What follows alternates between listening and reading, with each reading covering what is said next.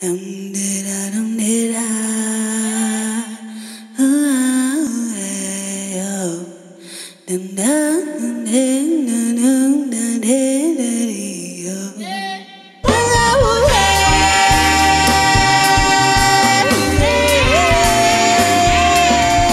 code switch. Dumelan. What was that situation over there? Because the last time you were so offended by my lack of response, I just want to make sure. No, but you like lechai or something. I don't know what you said. Okay. We're not gonna call you out. We're gonna allow you to get there, You're right? not gonna call me out. Okay, keep it moving. Okay, let's keep it moving. So we're talking about something that is a swear word in South Africa. The P word. Privilege. I thought you were going to say penis. I thought she was going to say no. better word. Just because we have a man here, we're not going to talk about penises. Or at least not directly, okay? We're going to talk about the privilege that people with penises have. So, Tato, you're here today to talk to us about a really interesting situation that me and you have that was just a great case study of privilege and to just have us understand that unama levels when it comes to these privileges. So, Tato, tell us about that situation that we had. Okay, so a couple of months back, Panashe calls me. She'd been in an altercation with a taxi driver. I think she drove back into his taxi and they were having a situation where he wasn't really interested in getting insurance details so that the thing can be reported to the police. He just wanted cash, and Panashe was insistent on going through the normal procedures of getting insurance payout and everything else. They reach a deadlock. Panashe calls me. I show up. I take in what the situation is, and I end up realizing that effectively he just wants 2,500 to be paid out, and the situation is resolved. And as a result of back and forth, we eventually get to a point where I then am the representative and the person who is fixing the situation on behalf of Panashe, which then becomes really uncomfortable for me because I'm seeing her standing there, and in my head I'm thinking, but this is your situation, you should be resolving this because, I know you to be a capable woman who can take care of herself, but by virtue of my presence there, being a guy, being a man, these guys deflected to me, and Panashe was just literally standing right next to me without a voice, and I was extremely uncomfortable with that because in my everyday experience as a gay man, I know that I am not a benefactor of what I now realize was male privilege.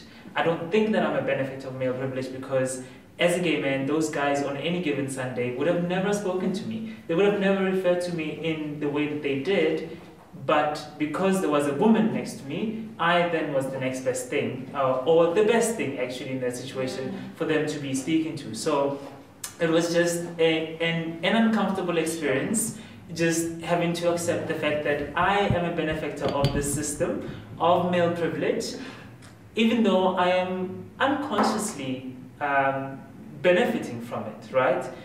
So just having to sit down with them and say, by virtue of the fact that you have a penis, you're a man, you actually benefit from the system. So regardless of how forthright or forward-thinking I might think of myself, but it's just from a systemic perspective, I will always be a benefactor in terms of some of these things that subjugate women.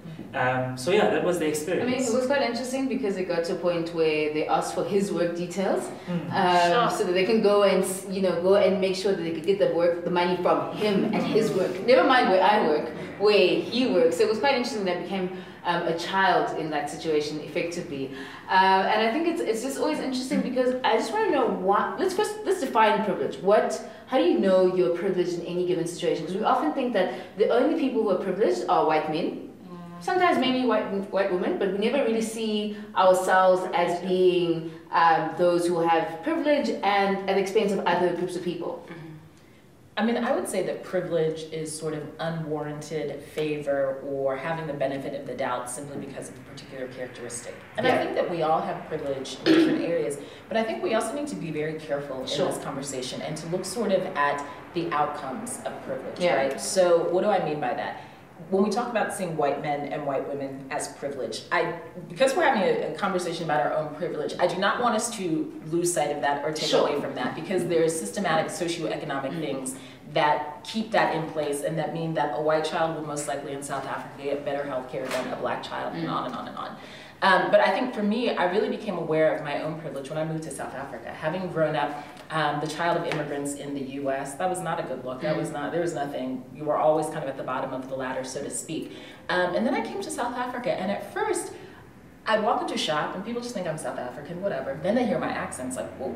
All of a sudden people jump to attention. Or even in corporate environments, people hear my accent and be like, oh, she must be different than those other ones. And so it's become a thing that I've certainly recognized, and about how to sort of step back from that and give space to other people. So it's always quite interesting in just understanding the levels, and it's not really about sort of victimhood, about, you know, my privilege is better than your privilege or anything.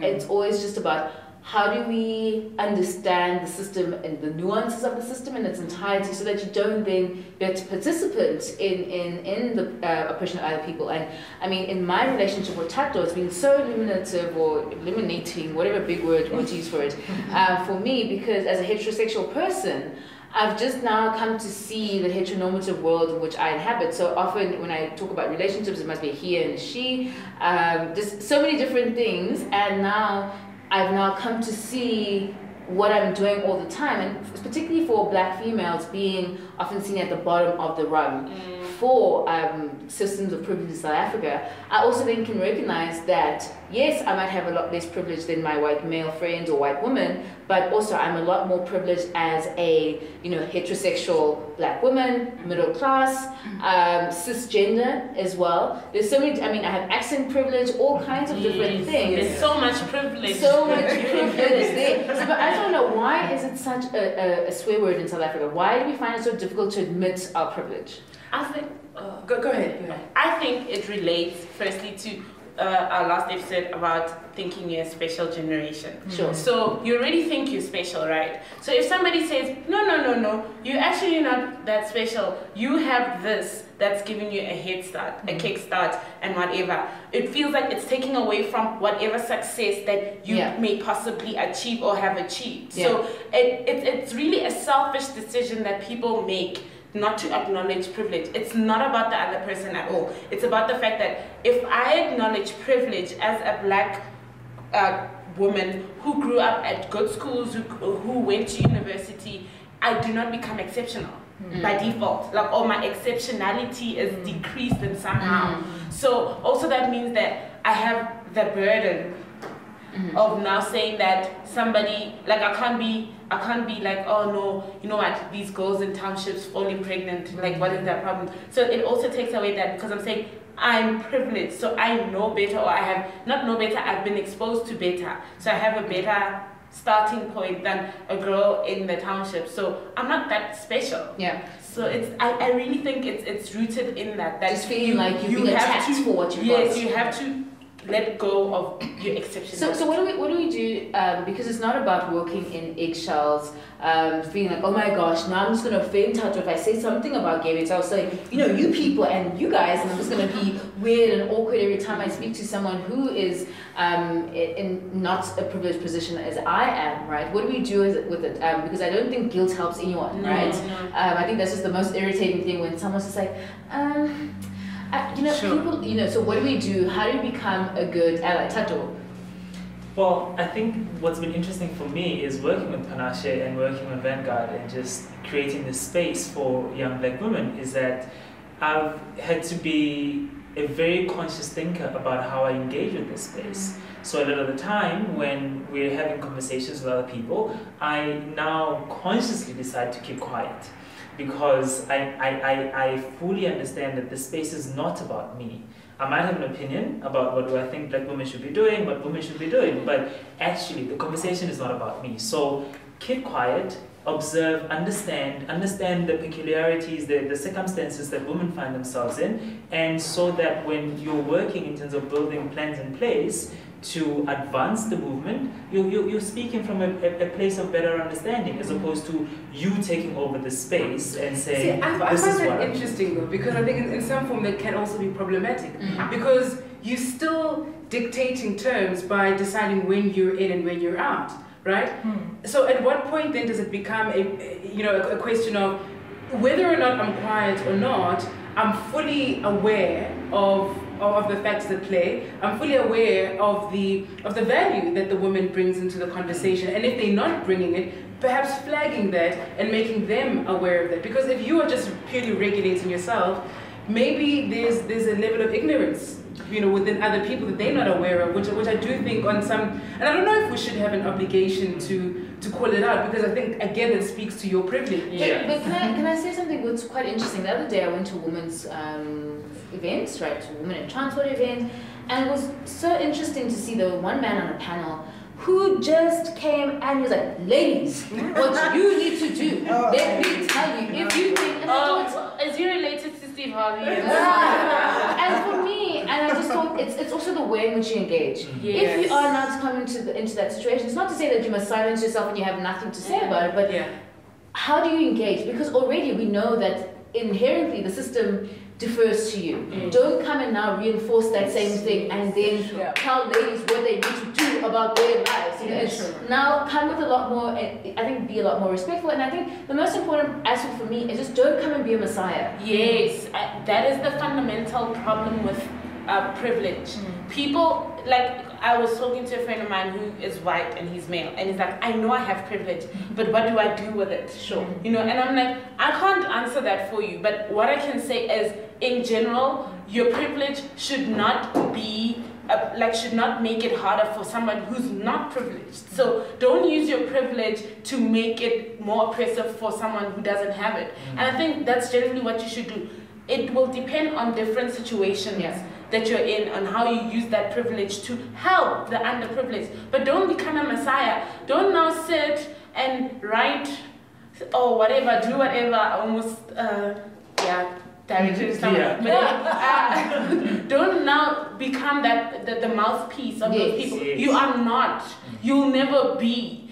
So also, if you're too privileged and you're involved, it takes away from the people that are actually suffering. So it's a very hard space to navigate. But being I don't think you get it immediately. And I always think to myself, you need to make sure it's your job to get the information. It's not for the person to go and be explaining to you, because I think in this day and age of Google, nobody needs to be explaining. But I think the other thing is, in terms of being an ally, it's creating space for the conversation, saying, hey, would you like me to assist, and if so, how? Sometimes it's as basic as that, right? People know what they need, they know what they want. Do you know what's interesting? So, and we'll revert back to Vanguard, and for me, so when we initially came up with the concept of the show, I was going to be a panelist, as in, every episode you're on here. But then I also had to go back and say, but hang on, what are you doing here? Right, you Tato, because understand this space, yes, you work in the machinery of this business, so it makes sense that you would be on here, but does it make the most sense in terms of what you're trying to communicate as a company, right? So I then had to be on something like, actually, no, pull back, because the space is not yours.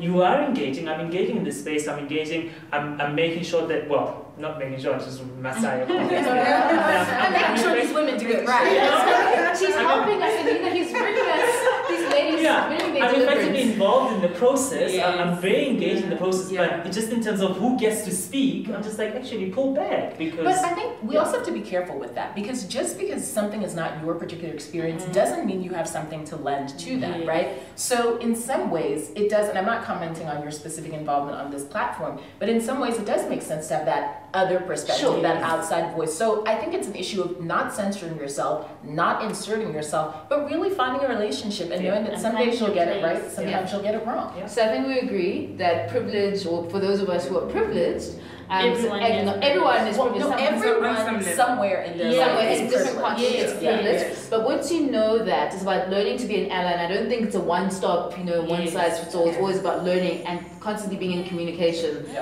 with someone who might be able to help you, or just Google.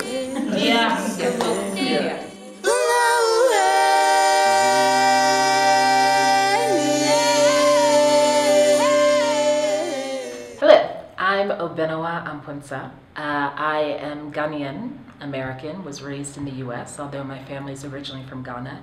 I've lived and worked in Joburg and really throughout South Africa for the past 8 years. And I think the thing that probably interests me the most is really Pan-Africanism. How do we come up with common solutions to our common problems? This sort of notion of nothing for us without us, whether we live here on the continent or elsewhere in the diaspora.